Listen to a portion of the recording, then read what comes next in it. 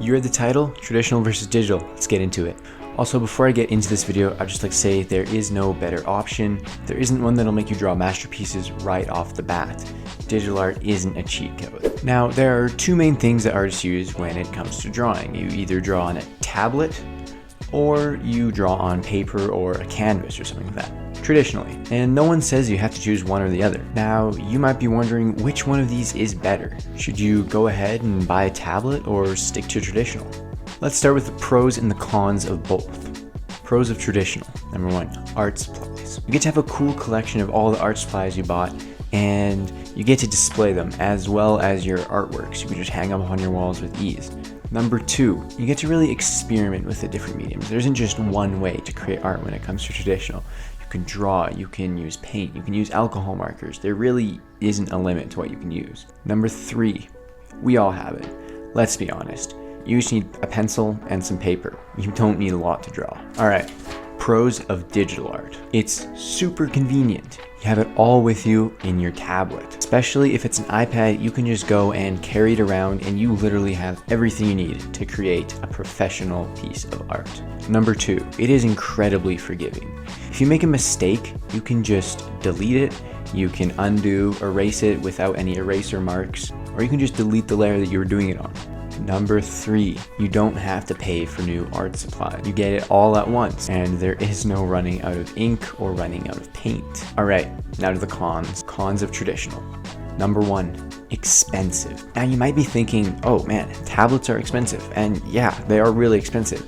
But if you add up all of the traditional art supplies you buy, all the different mediums, all the refills, all the sketchbooks and all that, it adds up to be a lot more expensive than just a singular tablet.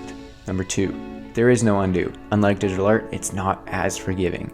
If you make a mistake with something permanent, it's gonna be there, or you have to try to incorporate it into your art somehow.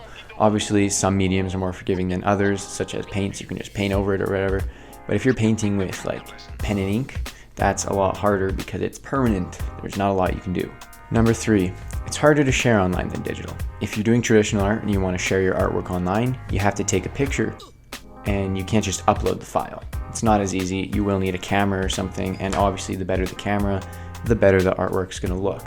All right, cons of digital art. If you forget to save and you close the program, there is a good chance that that artwork is just gone forever, and that sucks.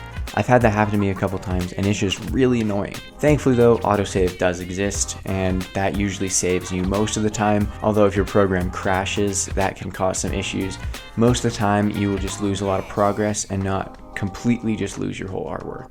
Number two, you do need a software to begin digital art. Some are free, but the better ones do cost a decent amount. On iPad, I would suggest getting Procreate. It is definitely one of my favorite drawing programs. It does cost a bit, but it is not overly expensive. It's just a one-time thing. You don't have to do a monthly subscription or anything. And if you're looking for something free on the iPad, I would go with Autodesk Sketchbook. That is what I started out with, and I enjoyed it. I enjoy Procreate a bit more, but Autodesk Sketchbook is a great way to start with your digital art. And then for tablet users, a good free option is Krita. That's a really great one. And then Photoshop obviously costs a lot of money, but it is a really great program, and a lot of the professionals use that. Number three, listen to me on this one. It's too easy to blend on digital art. Trust me, I know from experience, and you've probably seen other people make this mistake. So many people overblend their pieces.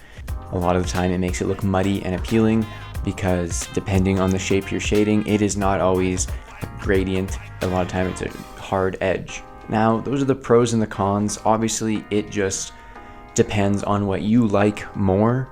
It's not really a thing like this one's better, this one's worse. Obviously, some people would rather do traditional, some people would rather do digital. Anyway, thank you guys so much for watching. If you want to know any more about this stuff, just leave it down in the comments. I'll try to respond to them. And yeah, if you want more videos like this, also leave that down in the comments. See you in the next one.